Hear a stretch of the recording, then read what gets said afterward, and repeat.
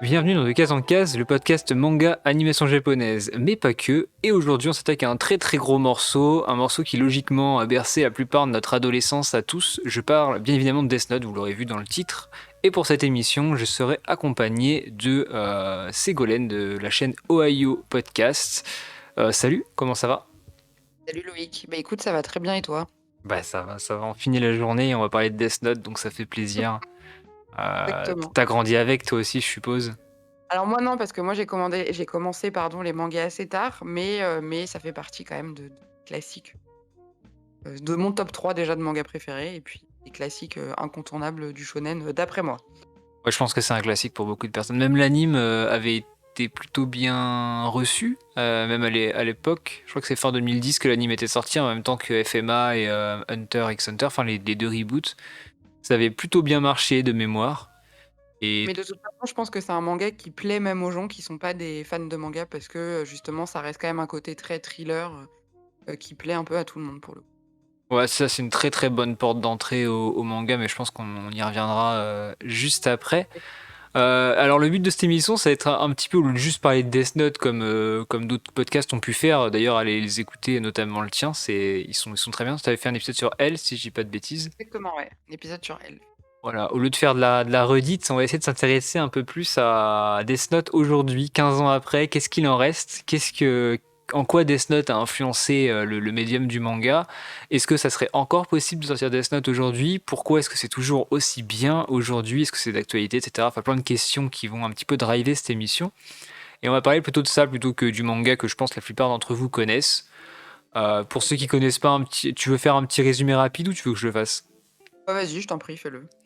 Bon, alors concrètement, c'est Light Yagami qui trouve un jour où il s'ennuie en cours un cahier par terre, un Death Note, donc un cahier noir. Et en fait, en lisant il y a des règles dedans, en lisant les règles, il va se rendre compte qu'en écrivant le nom de quelqu'un, cette personne décède ces 40 secondes d'une crise cardiaque. Et il va donc s'en servir pour essayer de faire sa propre justice, sachant que chaque propriétaire du Death Note possède, du moins voit, un dieu de la mort, et celui de Light c'est Ryuk, donc vous l'avez forcément déjà vu, un mec noir avec une tête bizarre qui aime bien les pommes, logiquement ça devrait parler à tout le monde. Mais grosso modo, c'est l'histoire principale et on va suivre du coup Light Yagami. Et en opposition, on va suivre l'enquête policière qui va essayer de trouver donc, qui est Kira, parce que forcément, avec tous les morts qu'il y a, ça fait beaucoup parler au Japon en fait. Ça va, j'ai bien résumé ou c'est un petit peu à Ah, l'arrache, c'est pas j'avoue mal. que. Le but, ça va attirer l'attention du coup, du grand détective, hyper connu, enfin que personne n'a jamais vu réellement, mais en la personne de elle, qui du coup va s'intéresser à ce cas-là parce que, lui s'intéresse qu'aux grosses histoires et donc va y avoir en fait une confrontation entre, Kira, et elle, tout au long de l'histoire, en gros. Ouais, une confrontation entre deux gros cerveaux parce que les deux sont Voilà, extrêmement intelligents. Même, il y a tous les même 2. un moment donné où on a du mal à les suivre, où il y a toutes ces bulles, là, toutes ces cases où ils expliquent leur façon de penser pendant 4 chapitres et on s'y perd un peu. Mais c'est pas grave. De toute façon, je trouve que ça s'est un peu perdu ce côté psychologique dans les thrillers policiers de maintenant. C'est un peu plus droit au but. On est moins dans l'explicatif comme pouvait y avoir avant, parce qu'on a vraiment l'impression par moment de lire un roman ou une nouvelle, je trouve, dans Death Note à certains moments. D'accord. Ce qui peut être un petit peu pour si vous commencez le manga récemment et que vos lectures c'est Jujutsu Kaisen, Tokyo Revenger et Boruto, ça peut être un petit peu dur de rentrer dedans au vu du nombre de cases et de textes assez hallucinants qu'il y a durant toute l'œuvre, malgré le fait qu'elle ne fasse que 12 tomes, donc 13 avec le bonus et 14 si on compte Short Stories. Mais ça, on y reviendra plus tard. Tout à Pour, fait. pour commencer, euh, petite question, comment est-ce que tu as connu Death Note? Toi, tu m'as dit que du coup, c'était pas pendant ton adolescence, mais comment est-ce que tu en es venu à lire le manga de Death Note? Alors moi, en fait, du coup, j'ai commencé les mangas il y a à peu près 3 ans. Le premier ça a été Naruto, donc mon gros coup de cœur, mon top 1, éternel, et ensuite je me suis intéressée un petit peu à ce qui était justement les grands classiques et Death Note est apparu assez vite parce que justement, comme j'essayais de rattraper le plus rapidement possible les œuvres, ce qui m'a plu, c'est que c'était une œuvre courte et donc j'ai commencé par regarder, les premiers épisodes de l'animé et ensuite j'ai tellement aimé, je me suis dit: «En fait, je vais lire le manga» parce que ça a beaucoup plus de valeur pour moi de lire que de regarder l'animé. Et du coup, je me suis commandé tous les tomes d'un coup et je l'ai dévoré, en quelques jours et après j'ai rattrapé avec l'animé mais j'ai connu ça parce que voilà, ça faisait partie des grands noms, du shonen qui ressortaient, dans les recommandations que me faisaient les gens et des mangas que j'avais pu entendre de manière générale. Voilà. Ouais, donc Donc vraiment de manière très basique. plutôt bouche à oreille dans ton cas. Voilà. Ah, moi, c'était totalement différent, mais moi en même temps, c'était pas la même période, parce que moi, c'est Ah oui, oui. beaucoup plus longtemps que je lis des mangas et j'ai vraiment grandi avec au sens propre du terme, c'est-à-dire que j'ai commencé à en lire, je devais avoir 7 ou 8 ans avec Dragon Ball. Et Death Note est arrivé un tout petit peu après. Il est arrivé au moment où Naruto avait déjà bien commencé. Il y avait One Piece aussi. Et je crois que Samurai Deeper Kyo était bientôt à la fin. Enfin, ça remonte un peu.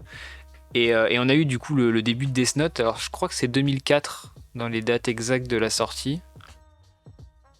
Je crois que c'est 2004 à 2007. Et moi j'ai dû commencer à lire vers 2005-2006. Il y a déjà plusieurs temps. Donc je suivais la parution, je me rappelle, à la bibliothèque de mon village.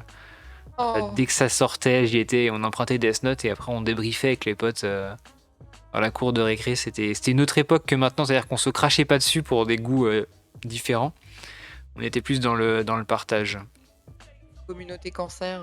Ah oui, ça Ouais. n'existait pas, il n'y avait pas de ça du tout. Il y avait une petite guerre Naruto et One Piece. Entre Naruto et Dragon Ball. Ah, ok. Parce que le côté chakra et ki, avec les Oui, ouais. Kamehameha, le Rasengan et compagnie, et même les cheveux jaunes, il y avait tout un... Bon, et c'était du combat, et contrairement à ce que beaucoup pensent, One Piece à l'époque, donc début des années 2000, c'était pas du tout le succès que c'est maintenant. Oui, c'est vrai. J'ai vu ça récemment d'ailleurs, un article là-dessus qui disait que ça a percé plus tard que les autres. Ouais.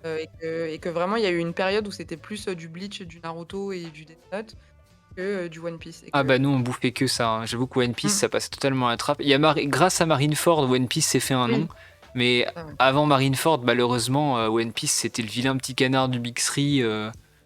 Enfin, vraiment, personne le lit.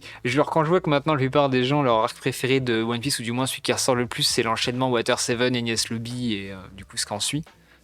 Nous, à l'époque, c'était pas ça, hein. On a vu Enies Lobby, on était en mode ah, trop marrant, c'est comme Naruto, mais en moins bien. Et du coup, bah bon, c'était un peu. Maintenant, on a pris du recul, mais c'est vrai qu'à ce moment-là, il n'y avait pas trop d'histoire de commu et c'était un peu plus dans le respect. C'est marrant parce que moi, pour le coup, donc je me suis arrêtée, je suis pas du tout à jour sur One Piece, là, il faut que je m'y remette. Je me suis arrêtée avant l'arc des hommes poissons, donc effectivement, Enies Lobby, tout ça, Marineford, j'ai vu, j'ai lu. Mais c'est vrai que là, même aujourd'hui encore, avec l'arc qui est en cours, là, Wano, bah, il y a quand même des gens qui disent que Marineford et Enies Lobby, ça reste leur arc préféré de l'œuvre. Donc je pense que c'est quand même des arcs qui ont dû marquer les gens parce que même en 2021, on continue d'en parler. Bah, l'impact, en fait, c'est des arcs qui ont vraiment un gros impact sur le monde de One Piece. Là où les hommes poissons et Et ce qui arrive après, ouais, peut-être moins. Punk Hazard, Dressrosa. Bon, Dressrosa commence à y avoir un impact, mais c'est vrai que c'est moindre que Kenyas Lobby et Marineford qui a vraiment eu un impact retentissant. Mais là, on s'éloigne de Death Note. Complètement, non, ouais. Après, on pourra faire un épisode sur One Piece, y a pas de souci, hein. Je connais J'attends que je très sois bien à l'œuvre jour et puis aussi. on en reparle. Je crois pas que je suis à jour sur One Piece pour le coup. Je pense qu'il me reste 2 tomes. Je dois être à Moi, je suis au tome 97. 62, donc je suis vraiment en retard, tu vois. Mais ouais, après, faudrait que je les relise. Enfin bref, on digresse. Bref. La deuxième question que j'avais, c'était est-ce que tu as vu l'anime? Et du coup, tu m'as dit oui, mais est-ce que tu l'as vu en entier Oui, oui, j'ai tout vu. de Death Note? Lu, les short stories, j'ai même acheté le roman qui a été écrit à côté. Death Note, enfin vraiment, je suis une grosse fan. D'accord, donc Euh, toi, là, j'avais noté dans mon petit calepin notre rapport à l'œuvre, mais toi, je pense que c'est l'œuvre fondatrice de ta passion pour le manga. voilà, c'est ma deuxième, juste après Naruto, c'est vraiment Death Note. Alors pour l'instant, je classe pas encore One Piece parce que j'ai pas fini, mais je pense qu'il se prendra il se mettra à une bonne place aussi. Mais Death Note, pour moi, c'est vraiment un chef-d'œuvre. Ça fait partie des incontournables mais on va en parler plus en détail maintenant. Je vais t'expliquer pourquoi je trouve exceptionnel. Ouais, eh bien juste avant, petit disclaimer, si vous n'avez pas lu Death Note, ça va être compliqué pour vous de rester sur l'épisode parce que je pense qu'on va spoiler sévère. En tout cas, moi je compte de bien spoiler, je vais pas rester sur du non-spoil parce que je pense que pour en parler et dire pourquoi Death Note c'est bien et ce qu'il en reste aujourd'hui, il faut forcément qu'on parle de certains éléments marquants du manga. Donc si vous n'avez pas lu ou pas vu Death Note, c'est 35 épisodes, 40 épisodes. Je me trompe peut-être. Et alors attends, je l'ai revu il y a pas longtemps. Ouais, ça doit être 41 ou 42, un truc comme ça. Voilà, Pas donc beaucoup. vous regardez les 40 épisodes ou vous lisez les 12 tomes, c'est Ça va très vite. pas rapide de lire les 12 tomes, par contre. Oui, c'est Vous vrai allez mettre que un petit peu de temps, mais lisez-les et revenez ensuite. Vous pourrez réécouter la suite. Donc à partir de maintenant, ça va spoiler. Et du coup, bah, je te laisse commencer. Pourquoi est-ce que ton amour pour Death Note est-il aussi fort? Pourquoi est-ce qu'aujourd'hui encore ça te marque malgré tes lectures actuelles? alors, moi, je trouve que Death Note, vraiment, c'est difficilement comparable aux autres et ça sort du contexte et je pense que, pour le coup, ça peut marquer à toutes les époques et tous les types d'âges parce que, c'est un des rares mangas, comme je te le disais tout à l'heure, où je pense que qu'on soit un complètement otaku ou pas du tout, ça plaît à tout le monde et pour le coup, dans mon entourage, j'ai des exemples de personnes, pas spécialement des fans de manga, qui ont, suivi Death Note et qui étaient vraiment, à fond dedans. Je pense que c'est multi, je sais pas, culturel, multigénérationnel. C'est spontanément, moi, je trouve un manga que tu peux facilement recommander aux gens qui se lancent dans le monde des mangas, qui savent pas trop par quoi commencer parce que c'est accessible. Ça reste relativement réaliste, c'est-à-dire que, bon, à part le dieu de la mort et le fait que c'est un cahier qui tue des gens, il y a quand même ce côté où ça se passe dans un monde concret, dans une vraie société, pas comme dans un Naruto où c'est un monde de ninjas ou dans un One Piece où tu es chez des pirates. Là, tu es vraiment dans la vraie vie. Donc les personnages, tu peux t'identifier à eux. Heu, Moi, je trouve que ça rend l'histoire un petit peu accessible et puis surtout, il y a le côté thriller, qui est vachement prenant. Fait que tu te mets dans le truc et que tu es vachement emporté par les événements, les rebondissements, et cetera. Après, je sais pas si je dois en parler maintenant. Il y a aussi, bah, la qualité des dessins quand même, mine de rien. Alors le duo des auteurs, donc on en a pas encore parlé, mais c'est, Oba et Obata qui ont fait plusieurs œuvres. C'est plus à prouver que vraiment à chaque fois qu'ils font quelque chose, bah, c'est vraiment bien. Notamment, actuellement, on a Platinum End qui marche très bien et qui est d'ailleurs en rupture un peu partout, depuis la sortie de l'animé. On a eu Bakuman qui raconte donc l'histoire de 2 jeunes étudiants qui veulent devenir mangaka. Je pense à une très forte portée autobiographique des auteurs et voilà, c'est vraiment un duo qui fonctionne très bien, qui est très complémentaire. Il y en a un qui est au scénario, l'autre qui est plus dans la partie dessin et voilà, c'est vraiment une des qualités de travail qui est assez exceptionnelle. Je trouve qu'à chaque fois, ils abordent des thèmes qui sont un petit peu tabous de manière générale, comme, la mort, le bien, le mal, la justice et à chaque fois, ils arrivent très bien à jouer avec les limites justement de ces valeurs-là, pour même nous, les lecteurs, pardon, nous amener à nous poser vraiment des vraies questions sur, bah, en fait, est-ce que si j'avais été dans cette situation-là, comment j'aurais réagi? Est-ce que j'aurais fait pareil que lui? Et cetera, et cetera. Donc ce que je trouve moi, je trouve que c'est des œuvres qui font réfléchir au-delà de juste avoir un super lore et une multitude de personnages comme ça peut être le cas par exemple dans Naruto. C'est vraiment un récit qui est très psychologique. Il y a le côté anti-héros, de Light parce que Light justement, il a ce profil qui est complètement, inversé par rapport aux héros de shonen qui sont souvent au début un peu des losers, qui ont des choses à prouver, des efforts à faire. Lui, il est déjà hyper brillant, hyper intelligent, il est hyper beau gosse, enfin voilà, il a tout pour lui. Il est respecté de tout le monde, là où à l'inverse, elle, c'est un peu c'est l'antagoniste, mais en même temps, il est gentil parce qu'il œuvre pour la justice. En même temps, il a des pratiques qui sont parfois un peu douteuses, donc voilà, il est un peu border aussi comme personnage. Donc je trouve que les codes habituels, pas forcément, respectés, ou du moins les auteurs jouent beaucoup avec. Et je trouve que c'est ce qui donne la richesse à cette œuvre, c'est que, elle sort un peu du lot. Voilà. Désolée, j'ai beaucoup parlé, mais Non, mais c'est voilà c'est mes vrai que pour l'époque, c'est assez choquant, même encore aujourd'hui, quand on y repense. Faut remettre dans le contexte, mais on est à une époque où le marché du manga en France est pas très connu. Il y a quelques titres, mais les quelques titres qui sont sur les devants de la scène, c'est les gros shonen de type Neketsu, donc avec pas mal de bastons de l'époque. Donc il y avait Dragon Ball, il y avait Naruto, il y avait Bleach, il y avait One Piece, il y avait Shaman King, il y avait Reborn, il y avait Beelzebub, il y avait Samurai Deeper Kyo, il y avait les Tsubasa Reservoir Chronicle. Je pense que j'en oublie. Il y avait aussi un peu de Berserk, même si Berserk c'était un peu plus réservé à une autre catégorie de lecteurs. Mais on avait quand même énormément de combats. Pareil, il y avait Hunter x Hunter à ce moment-là, il y avait Full Metal, enfin bref, il y en avait énormément. Et le début de Fairy Tail. Et là, on a un shonen, donc le même gabarit de récit, enfin, du moins sur le papier, qui arrive et qui nous propose une histoire, comme tu l'as dit, qui traite de psychologie, donc qui ne traite pas de combat. Le héros, très rapidement, ne se place pas comme un héros, mais comme un anti-héros. Et ça bouleverse absolument tout à ce moment-là. En... Je me rappelle quand on a commencé à le lire, on était, on se demandait, mais oui. voilà, mais qu'est-ce qu'on est en train de lire? C'était vraiment un choc à ce moment-là, surtout qu'on était assez jeunes. Enfin, pour ceux qui l'ont lu à l'époque, je pense que la plupart des gens avaient entre 10 et 20 ans. Et je pense que la plupart des gens avaient grandi justement avec Dragon Ball. Pour les plus vieux, avec Saint Seiya ou Kutonoken. Et on n'était pas habitué à avoir du psychologique aussi réfléchi, aussi poussé, parce qu'ils vont très très très très loin dans la psychologie des personnages. Et ça fait c'est un véritable raz-de-marée dans l'univers du manga qui, je pense, a été encore aujourd'hui est très dur à égaler, notamment dans les thrillers policiers, parce que quand j'y réfléchis, il y a très peu de thrillers policiers à l'heure actuelle qui marquent les gens. C'est-à-dire que quand tu demandes à quelqu'un dans la rue, cite-moi un manga thriller ou un manga policier, euh, 99% des gens vont te dire Death Note, je pense. Alors après, Détective Conan, moi je connais pas du tout, donc je sais pas de quoi ça parle. Mais est-ce que c'est sur un concept d'enquête aussi ou pas du tout? Ouais, alors Détective Conan, très rapidement, c'est un enquêteur privé qui va un jour dans un parc d'attractions voir deux personnes un peu dans l'ombre échanger quelque chose, une petite flasque, je crois. Il va essayer d'aller voir ce que c'est et à ce moment-là, il va se faire assommer par une tierce personne qui va lui injecter la petite flasque et il va se réveiller dans un corps d'enfant. Ok.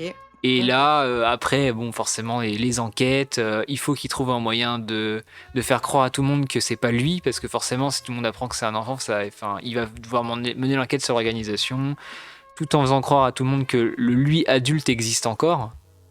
Et ça, c'est vachement intéressant dans Conan. Ouais, c'est-à-dire qu'à sa petite amie, il arrive à faire croire. Alors ça, c'est un peu gros, mais je crois que c'est pendant plusieurs années qu'il est en séminaire, je sais pas où, il enquête et, et qu'il existe toujours en tant qu'adulte, mais il la fréquente en tant qu'enfant avec un autre nom. Et du coup, c'est à lire. Après, c'est long aussi, Détective Conan. Ça reste de l'enquête policière, mais c'est pas aussi abouti psychologiquement que Death Note. Par contre, c'est un peu plus abouti sur la durée, sur la longueur, là où Death Note a des grosses faiblesses sur la longueur, je pense, pour beaucoup de personnes. Ce qui est pas le cas de Conan.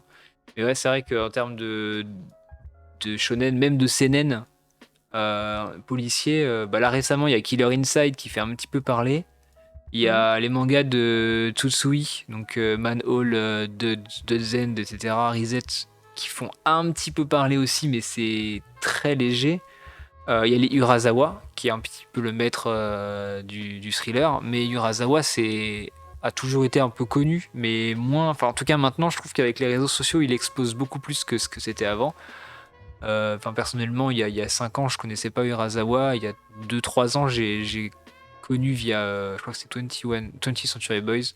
Après, j'ai lu Monster, etc. Mais lui, en tout cas, c'est un très très gros maître du thriller qui, je pense, a influencé Death Note. Pas mal de choses.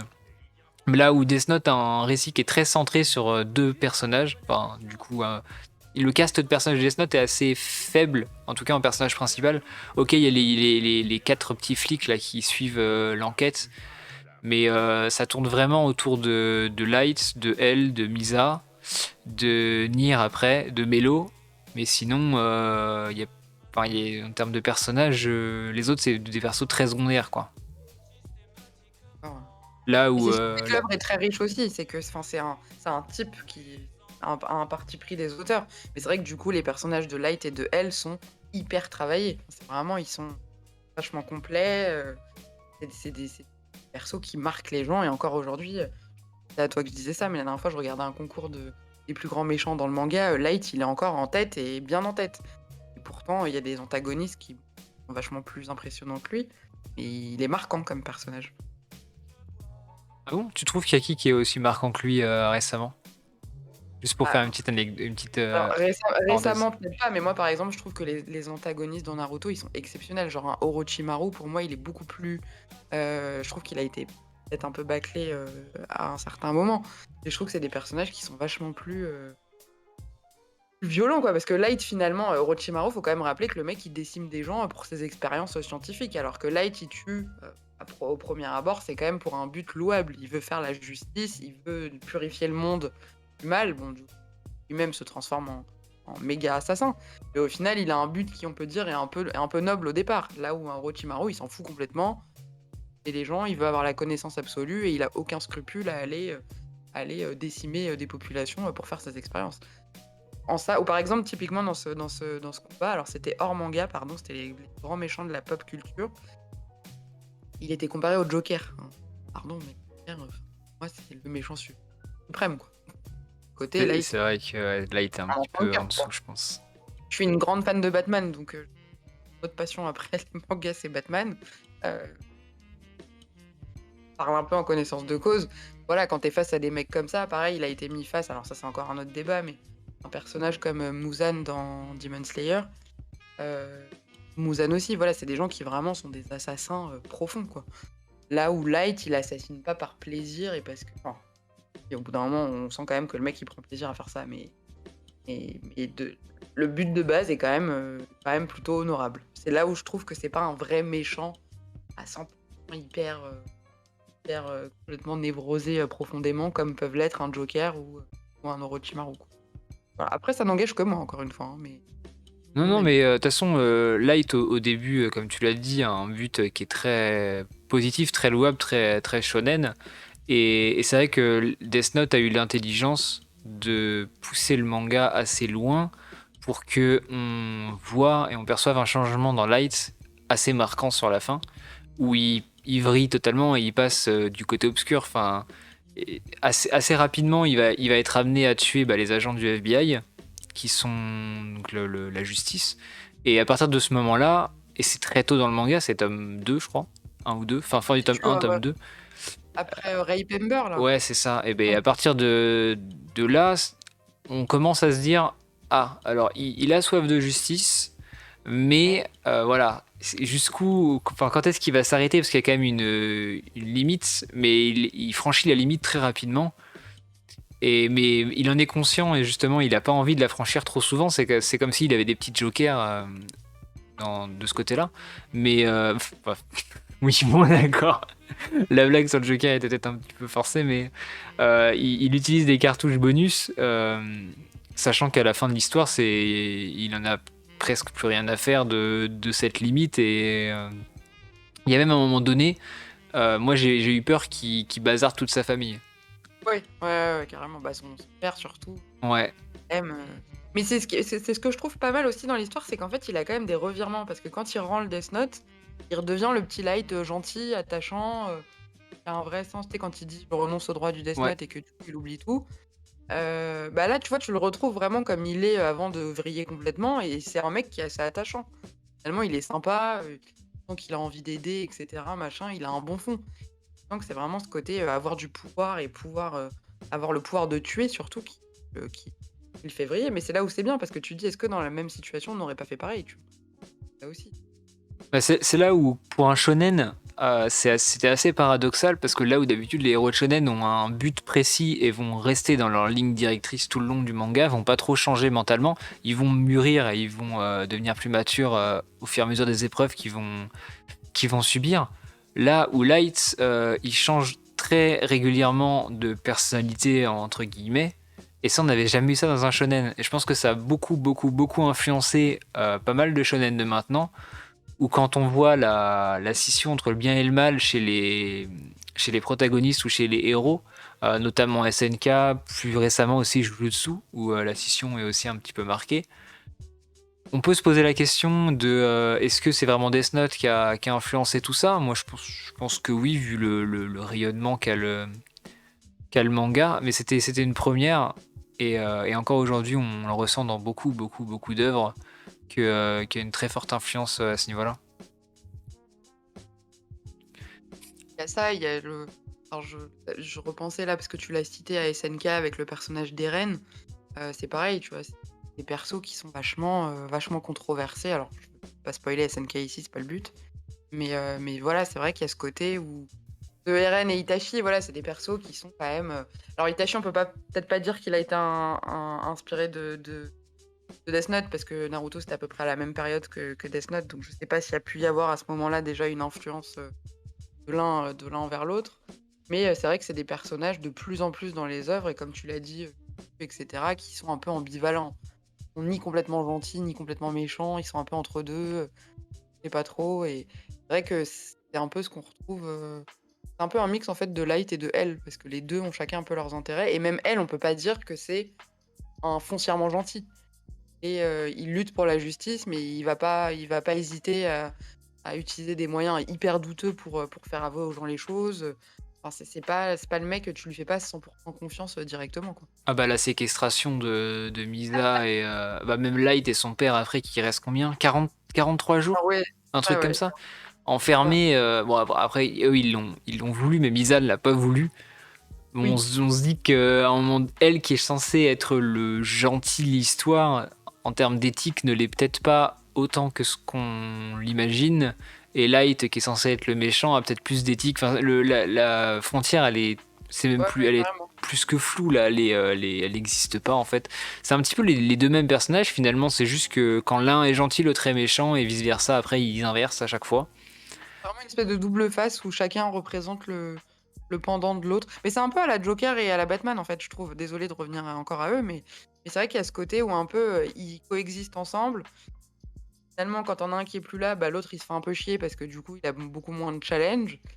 Donc je trouve que c'est une relation qui est vachement intéressante, qui est très ambivalente, très autodépendante finalement parce qu'ils ont du mal à coexister l'un sans l'autre, quoi, C'est vrai que le, finalement. le parallèle de Joker et Batman est peut-être bien choisi, aussi dans le sens où faut rappeler qu'aussi à ce moment-là, la plupart de l'industrie BD dans le monde, et pas qu'au Japon, c'était les BD et les comics.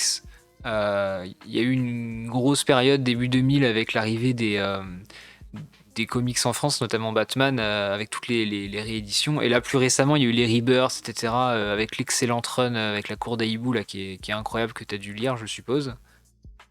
Je pense que je vais faire un épisode juste sur ces deux tomes parce qu'ils sont Écoute, je serais ravie. anthologiques. Ils sont anthologiques ces deux tomes de Batman, mais on va pas parler non plus de Batman Nouvelle digression. ici, ouais. Mais je pense que du coup, les auteurs japonais à ce moment-là se sont un petit peu, enfin du moins Ouais, ouais.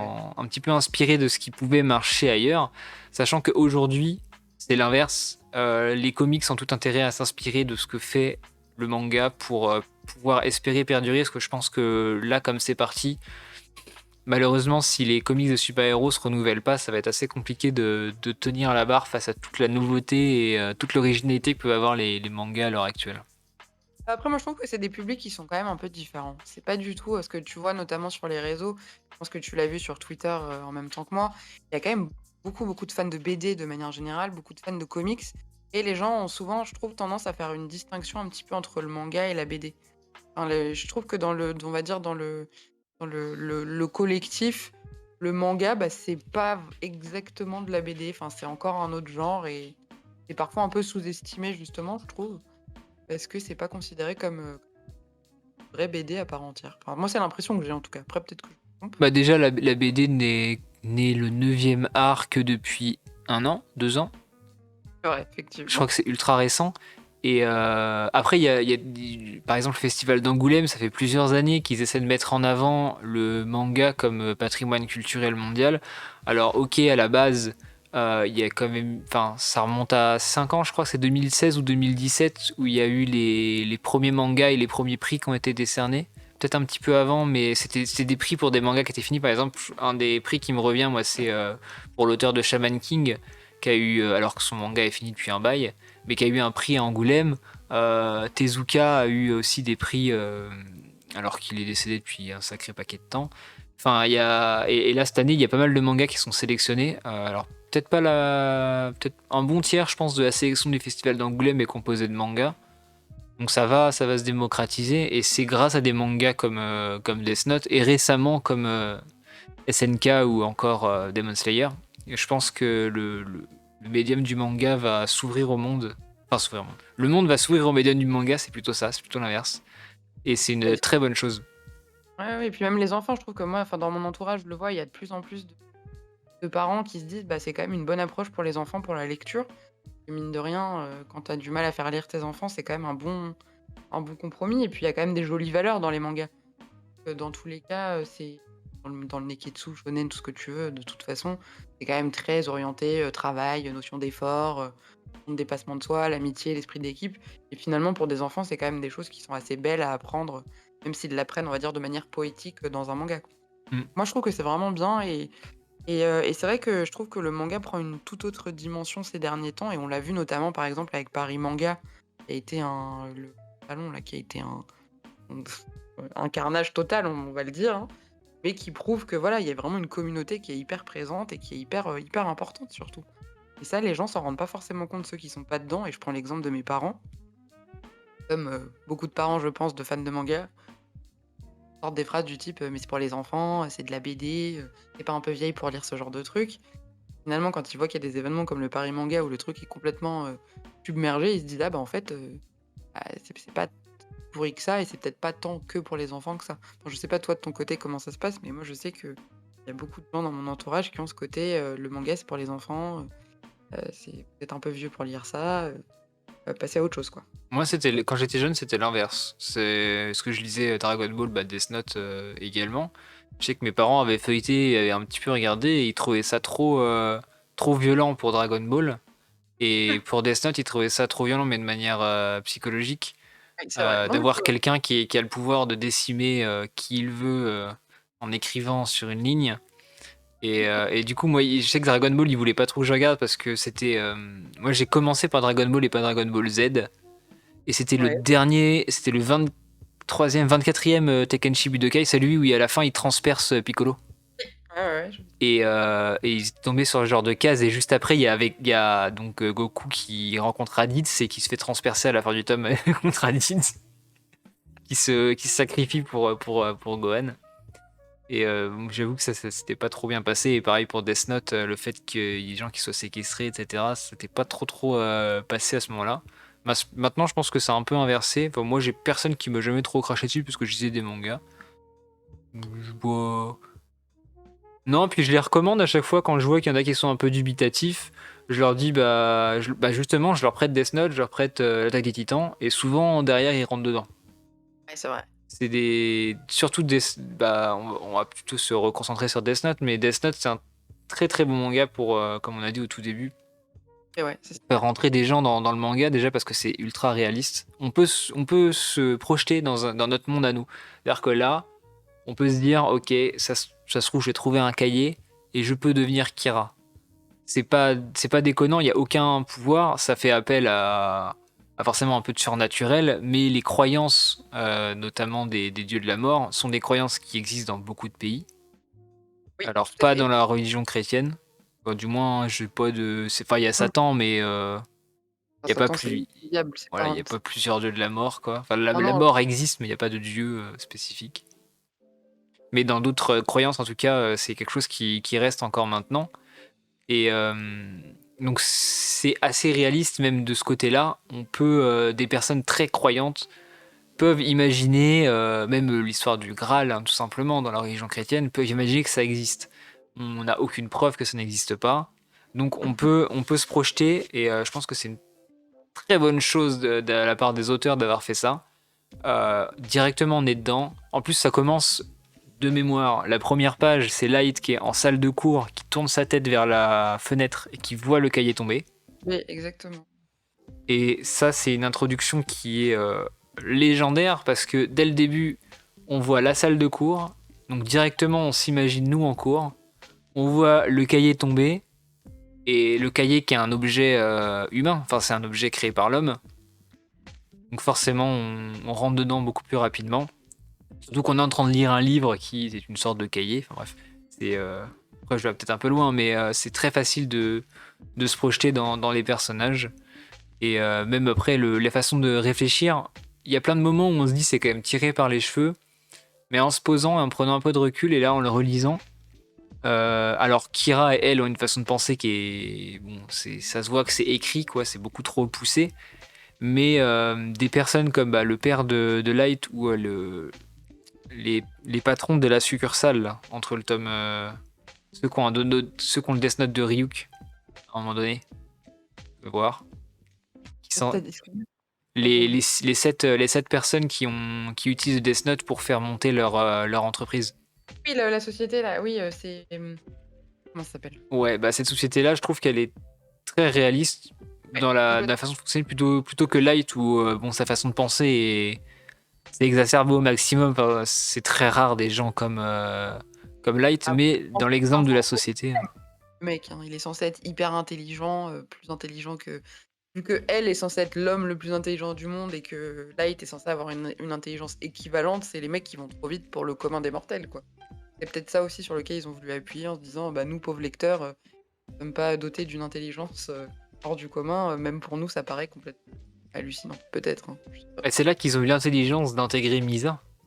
Exactement. Qui elle, pour le coup, elle est pas aussi bête qu'elle veut le faire paraître Ouais, et Misa, c'est un très très bon personnage qui mmh, fait un peu office d'élément perturbateur tout le long de l'histoire. Elle va permettre de relancer l'intrigue au début, enfin au début, vers le tome 3-4, là où ça commence où on pourrait s'attendre à ce que ça pique du nez. Ensuite, c'est grâce à elle qu'il y a le début de la séquestration, il y a toute l'histoire des prises d'otages. Il y a aussi, c'est elle qui a le pouvoir avec les yeux, là, qui va débloquer un peu toute la situation vers le tome 7 et tout la à fait. suite.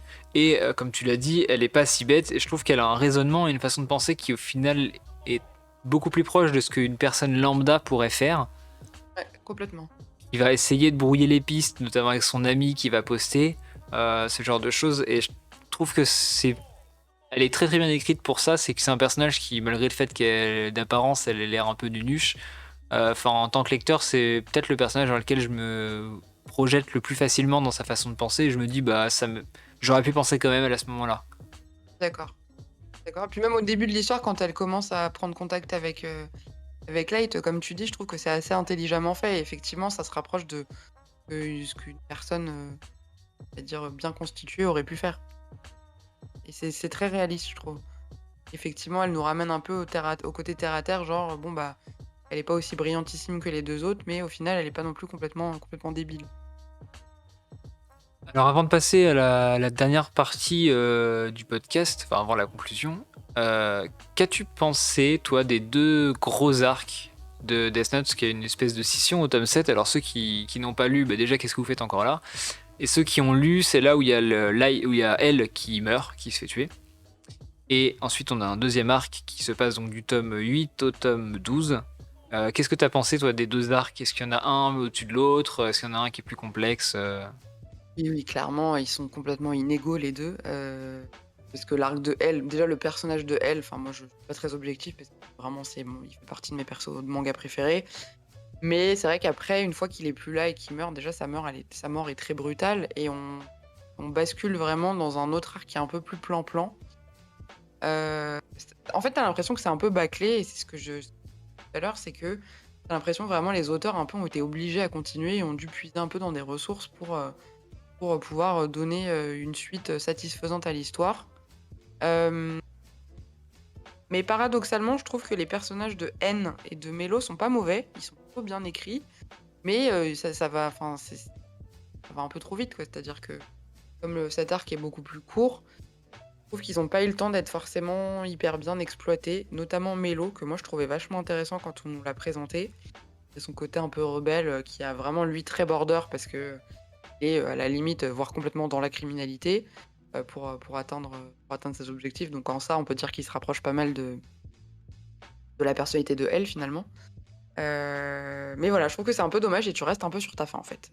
Vraiment, c'est la sensation que j'ai eue dans cette deuxième partie, c'est que les personnages étaient bien, que l'histoire va vite parce qu'il se passe beaucoup de trucs et il y a beaucoup de rebondissements, mais que, bah, tout est un peu abrupt et tout arrive un peu trop rapidement, se termine un peu rapidement. Même la fin du manga, et je sais que ça m'a plus marqué en animé qu'en manga, papier, et je trouve qu'elle est hyper brute et que ça s'arrête d'un coup, en fait, et que tu même pas, hem, en fait, une petite suite, pour expliquer un peu, ce que sont devenus les autres personnages ou par exemple le personnage de Misa, qu'est-ce qu'elle devient? Et je trouve que c'est, vachement abrupt. Voilà, moi c'est la sensation que j'ai eue, c'est que tu restes sur ta faim, heu, en finissant ce manga.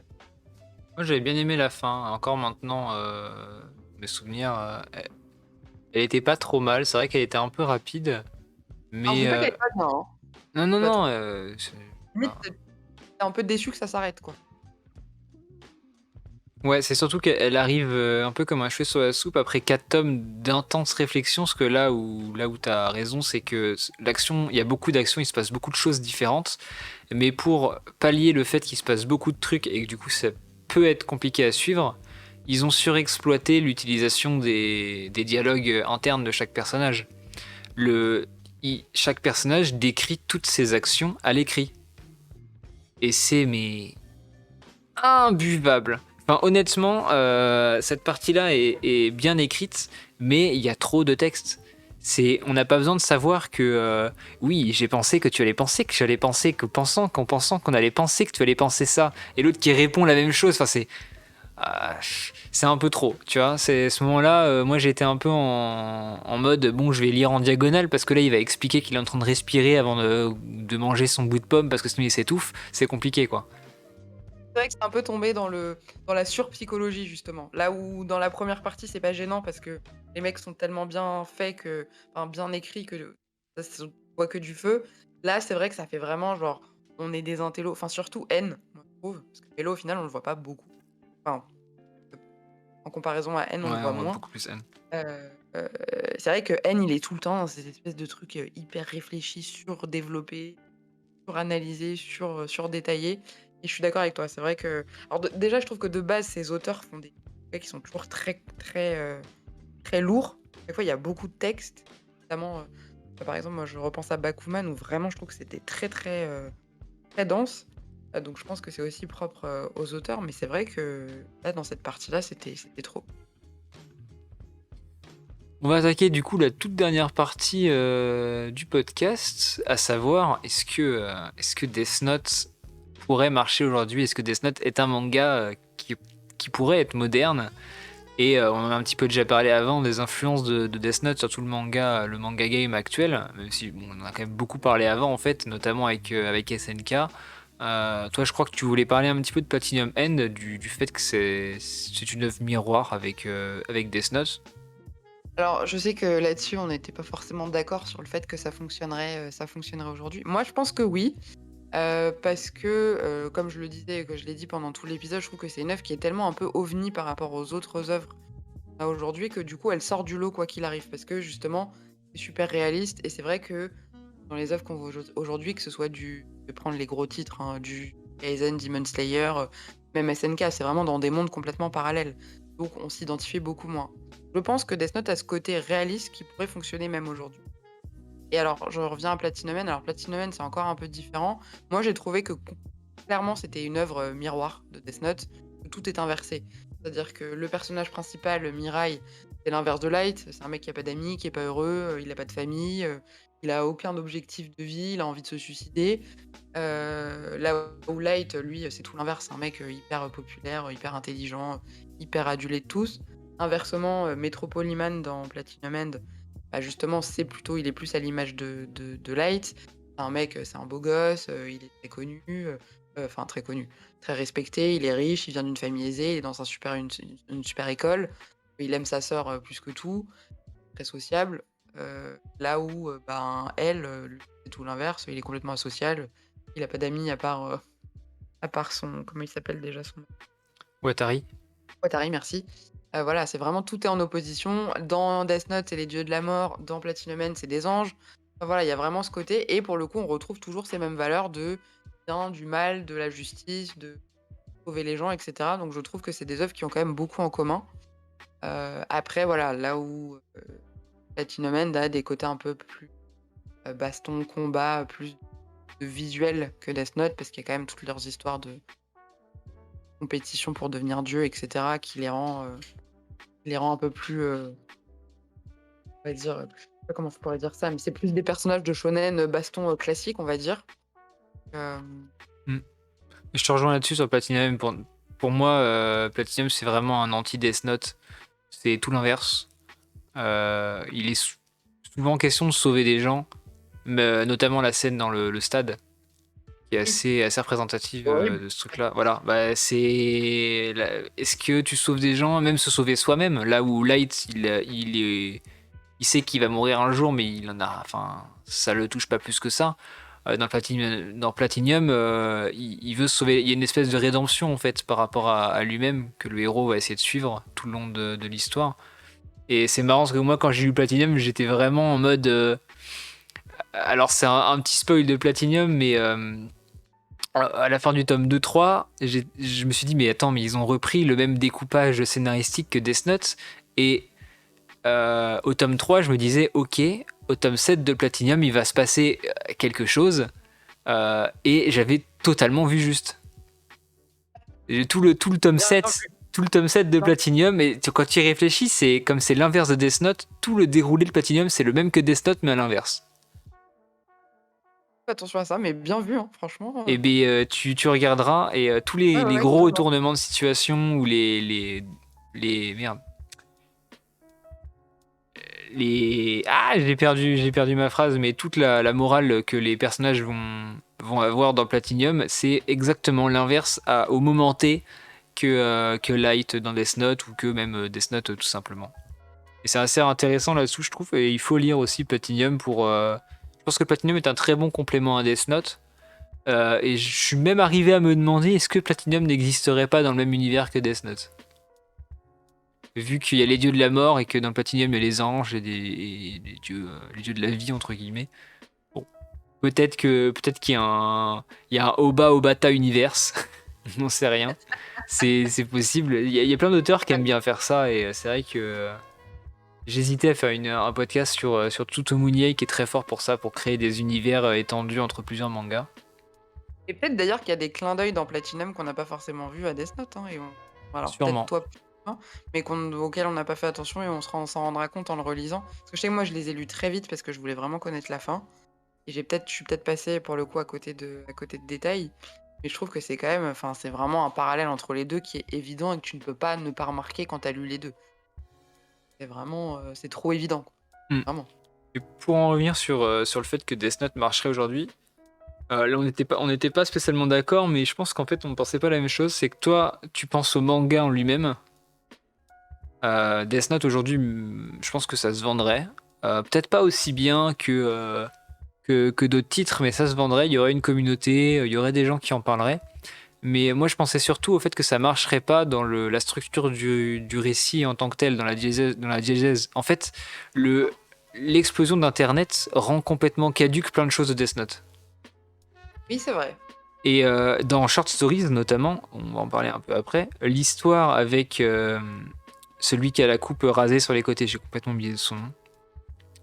L'histoire principale de Short Stories, celle qui a fait que c'est sorti, enfin le chapitre bonus qui se passe du coup 20 ans après Death Note, dans un monde où Kira a existé, le héros a cette réflexion à Ryuk, il lui dit mot pour mot un truc en mode Kira actuellement ne marcherait pas. Avec Internet, c'est pas possible. Ouais, effectivement. Même les auteurs sont conscients qu'aujourd'hui, Ouais.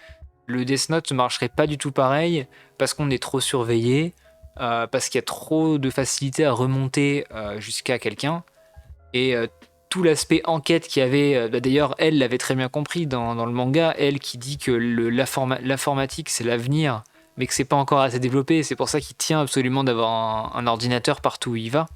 C'est parce qu'il voit en internet et en l'informatique l'avenir de l'espionnage et des enquêtes policières. Mais c'est pas assez évolué au moment de Death Note pour être vraiment impactant. Là où aujourd'hui, c'est trop évolué. Enfin, quelqu'un qui détourne de l'argent, on le capte directement et on le voit dans Short Stories, qui pour moi est très bon. Toi, tu m'as dit que tu avais aimé Short Stories. Adoré. Moi, de toute façon, j'aime tout ce qui est la fangirl par excellence, tu sais. Mais vraiment, je l'ai trouvé très très bien. Et notamment pour ça, c'est vrai, parce qu'ils ont su se réadapter, on va dire, au monde actuel. Comme tu dis. Et c'est vrai que j'avais pas du tout vu les choses sous cet angle et je comprends mieux ce que tu voulais dire du coup. Et effectivement, je suis d'accord avec toi, c'est trop, je vais utiliser un mot qui n'est pas le bon, mais qui c'est trop obsolète par rapport à l'avancement de la technologie aujourd'hui. Et effectivement, comme ça, je suis d'accord que faudrait qu'ils se réinventent sur autre chose. Et est-ce que ça serait possible aussi de se réinventer, enfin d'avoir l'équivalent du Death Note à l'heure actuelle? Je Je sais sais pas pas. si scénaristiquement parlant, ça serait plausible, ou alors faudrait un univers fictif, mais tu pourrais pas te baser sur la réalité. Non, je suis d'accord. Ou alors ça serait dans l'extrême, c'est dans l'abus de la technologie, à mon avis. Ça partirait dans un truc limite science-fiction, où je pense que ce serait... Non, non, effectivement, c'est une œuvre qui était bien en son temps et qui était bien ancrée, mais qui aujourd'hui, avec le scénario actuel, et ça marcherait pas. Enfin, ça serait trop compliqué. Il y a un manga qui a essayé de faire un truc un peu similaire récemment, ça s'appelle Denjin N. C'est un manga en 4 tomes, il y en a un sorti en France, où en fait c'est un... Alors moi j'ai lu juste le résumé, mais je crois que c'est un fan d'une idol qui va réussir à posséder l'informatique. En fait, il peut rentrer dans les câbles électriques, les ordinateurs, etc. Et du coup, il va tuer des gens pour permettre à son idole de devenir la plus connue. Ah, énorme. En fait, il va commettre des atrocités via l'informatique, mais sauf que là, c'est pas réaliste parce que lui, il rentre carrément dans les câbles, etc. Enfin, il possède le matériel.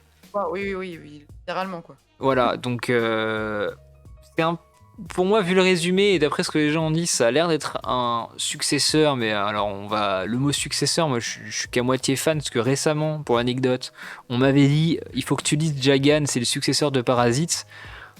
Désolé s'il y a des fans de Jagan qui m'écoutent, je n'ai pas du tout aimé. Je trouve que Parasite est un chef-d'œuvre, là où Jagan n'est rien d'autre que de la violence graphique et sexuelle gratuite. Voilà, c'est maintenant si vous avez aimé Jagan, voilà, il y a des points positifs, mais pour moi c'est un peu la même chose là avec Denjin N et Death Note, c'est attention au mot successeur. Mais en tout cas, ça pourrait être une espèce de Death Note, Les temps modernes. voilà, des temps modernes, en mode un peu fantastique, un peu tiré par les cheveux. Parce que je crois qu'en plus les deux enquêteurs sont médiums Ah, ouais, dans d'accord. Denjin N. Mais je pense que je lirai la série parce que c'est en 4 tomes, donc c'est une série courte. Pourquoi pas. Et ça me fera peut-être, ça me rappellera un petit peu peut-être des vibes de Death Note. À voir. Ah, j'avoue que je pourrais me laisser tenter par ce genre d'histoire. On va terminer ce podcast là dans quelques minutes avec la conclusion. Donc c'était assez long, on a tenu, je vais regarder combien, 45 minutes à peu près. Alors, 50 minutes. Alors on n'a pas parlé que de Death Note, on a aussi parlé de Batman, SNK, Naruto. On a pas mal digressé, mais c'était aussi le but, c'était de montrer que il y avait eu une influence, que ce soit une influence sur Death Note ou que ce soit une influence de Death Note pour, euh, pour le livre de manière générale. Euh, Là, si on devait conclure, en 2021, donc on est en novembre à l'heure où on enregistre ce podcast. Toi, je sais que tu as fait une petite note pour cette question, mais pour toi, qu'est-ce qui reste de Death Note en 2021? Bah, moi, je trouve que c'est comme les grands classiques de la littérature de manière générale, c'est que vraiment, il est ancré dans le monde du manga. C'est-à-dire que quand tu lis du manga, quand tu lis du shonen, du Neketsu, tu peux pas ne pas connaître Death Note. C'est comme dire tu connais pas un Naruto ou un Full Metal ou un One Piece. C'est vraiment. Et c'est ce que je disais justement dans la fameuse petite note, c'est qu'encore aujourd'hui, tu as des références à Light ou à Elle dans de la musique, dans des séries, dans pas mal d'autres mangas. Je sais que l'autre jour, je suis tombée sur une vidéo référence de mangas dans d'autres mangas, et effectivement, Death Note, ça reste quand même un des piliers fondateurs, on va dire, du shonen moderne. Euh, et donc, je pense que tout le monde connaît. Et enfin, voilà. Je sais pas quoi dire de plus parce Non, que c'est vrai que vraiment. c'est une œuvre à transmettre, même Ah oui, si vous voulez faire vraiment. découvrir le manga à quelqu'un, Death Note, c'est Moi, du je sais que moins. je le recommande à tout le monde, tout le temps. Dans mon entourage, les gens qui se disent bah, tiens, un manga qui me tente très bien. Moi, je suis pas. Que voilà, les gens qui n'ont pas le courage de se lancer dans un Naruto ou dans un One Piece parce que c'est beaucoup trop long. Ou même un Bleach, hein, c'est des œuvres qui sont trop longues et je peux comprendre que ça décourage les gens. Bah, je trouve que Death Note, c'est la super alternative parce que c'est pas trop long, c'est intéressant, ça s'adresse à tout type autant des enfants peuvent le comprendre, alors peut-être avec un regard d'enfant, mais que des adultes. Donc je trouve que vraiment c'est une œuvre qui est très complète et qui peut perdurer dans le temps, heu, encore longtemps parce que, il y a plein de choses qui font que c'est quelque chose de vraiment bien. De manière objective évidemment. C'est dur d'être objectif quand on parle d'art. De manière générale, je pense que l'objectivité dans l'art n'existe pas vraiment. À partir du moment où tu as un Oui, mais ressenti personnel. ouais, mais j'ai rarement entendu quelqu'un me dire: «Death Note, c'est nul». Enfin, je crois que j'ai jamais entendu personne me le dire, en fait. Là où, pour d'autres œuvres, tu peux aimer, moins aimer et cetera. Pareil, tu peux pas dire que la fin est mauvaise, alors que souvent dans les mangas, les shonen, ça m'a fait rire parce que je suis en train de travailler en ce moment sur un épisode que je vais faire sur Full Metal. Bah, et je me disais les fins de manga et cetera, et c'est vrai que c'est rare d'avoir des très bonnes fins un peu, universelles, et je pense que Death Note fait partie de ces mangas où qui se sont bien terminés. Même si la dernière partie est peut-être un petit peu moins bonne que la première, je trouve que la fin est quand même bonne et elle est cohérente et elle va avec le reste de l'histoire et ça part pas dans tous les sens non plus. Heu et ça, je trouve que c'est suffisamment rare pour être notifié, pour le coup. Ouais, dans le pire des cas, si la deuxième partie vous paraît un peu imbuvable, l'anime fait très bien le taf, comme on l'a Voilà, dit au début. carrément. Ça Et évite l'anime, de ouais, voilà, et ça évite de passer, alors je m'étais chronométré quand j'étais ado et je lisais, je crois que les tomes, 9 à 12, je mettais entre 2 heures et 3 heures à les lire pour un manga. C'est quand même, ouais, donc si vous n'avez pas le courage, hop, l'anime, beaucoup plus rapide. Et puis vous louperez rien, je pense qu'ils ont condensé toutes les parties un petit peu chiantes de la dernière partie. Et vous pourrez profiter pleinement de ce qu'est Death Note. En plus, le générique est incroyable. OST. Ouais, les OST et génériques est mythique et c'est un classique des OST et des génériques de manga de manière générale. Je pense que même les gens qui connaissent pas Death Note ont déjà entendu la musique. Et les petites notes de piano là, du thème de L, tout le monde les connaît. Genre, impossible d'être passé à côté. C'est comme un générique de Dragon Ball ou de Olive Tom, tu vois. Pardon, Captain Tsubasa. Ouh, Olive Tom, il y a débat, hein. Je pense qu'il y en a beaucoup qui connaissent pas Ah maintenant ouais, tu le crois? Ou non, allez, générique. Pokémon. On va dire Pokémon, Oui, comme ça oui, au bah, moins, Pokémon, oui. en tranche. Petit clin d'œil à Salambo qui est une grande fan. Bah, c'est vrai que de manière générale, les œuvres qui marchent le mieux sont celles qui se transmettent le mieux. Et c'est vrai que ouais, Captain Tsubasa, c'est peut-être pas aussi bien transmis que le générique de Pokémon, ou encore maintenant on le chante juste comme ça, quoi. Mais non, mais Death Note, vraiment, c'est. Et puis je trouve que l'animé a bien vieilli en plus, pour le coup, pour l'avoir revu il y a pas très longtemps. T'as pas l'impression de faire un bond de 20 ans en arrière, quoi. Donc, effectivement, oui, comme on le disait tout à l'heure, c'est des technologies, leurs ordis, c'est des gros ordis, tu les verras jamais avec un MacBook ou avec un écran plat. Et encore, je trouve que ça fait pas si vieux que ça. Donc, même pour les gens, comme tu disais, qui ont la flemme de lire, franchement, l'animé fait bien le boulot. Et alors, par contre, je ne sais pas si tu as vu les films live action. Moi, je ne les ai pas vus. Enfin, j'en ai vu un qui était terrible, Je suis de Netflix, moi. et qui était horrible, non? Est-ce que c'est celui où elle est noire? Ouais, c'est lui. Ah voilà, j'ai pas compris. Vraiment l'histoire, ça n'avait rien à voir avec le manga, mais il paraît qu'il y a eu 4 films en live action qui ont été faits et qui pour le coup, eux, sont très bons. Ouais, je crois que celui qui parle de Elle, avec l'acteur de Alice in Borderland, je crois qu'il est assez bien perçu par la communauté. De toute façon, l'acteur de Alice in Borderland, je le vois bien faire, ce rôle-là, Enfin, il a puis il est bien partout, hein. C'est un petit peu l'acteur des live action de manga. j'avoue que moi les live action, je suis pas très fan, donc je me penche pas trop sur la question, mais je le verrais bien effectivement enfin je l'imagine bien dans ce rôle-là, en tout cas. Voilà. Donc cette émission arrive à sa fin. Vous l'aurez compris, il faut lire Death Note, il faut partager Death Note, il faut le transmettre. Moi, c'est un manga que je vais transmettre à mes gosses le jour où j'en aurai. Moi aussi. À mon chien, je lui ferai lire. Là, à mon lapin, je lui ai fait lire Death Note. Il est ravi. Euh, donc il faut partager ce manga. Ça reste un. Je pense qu'on peut dire que ça reste un chef-d'œuvre.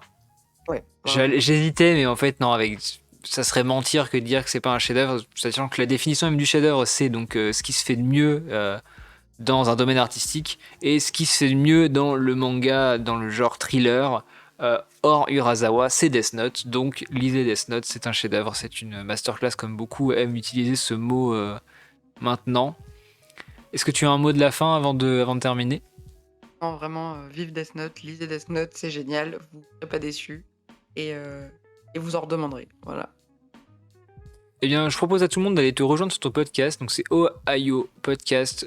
Tous les liens, son nom sera dans la description de cet épisode. Quant à vous autres, n'hésitez pas à mettre un petit étoile, un petit cœur. Je sais pas trop comment ça marche pour les autres plateformes, mais en tout cas, n'hésitez pas à nous aider à référencer le podcast. Ça m'aide énormément.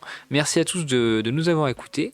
Et moi, je vous dis à la prochaine. Lisez plein de mangas. Ciao.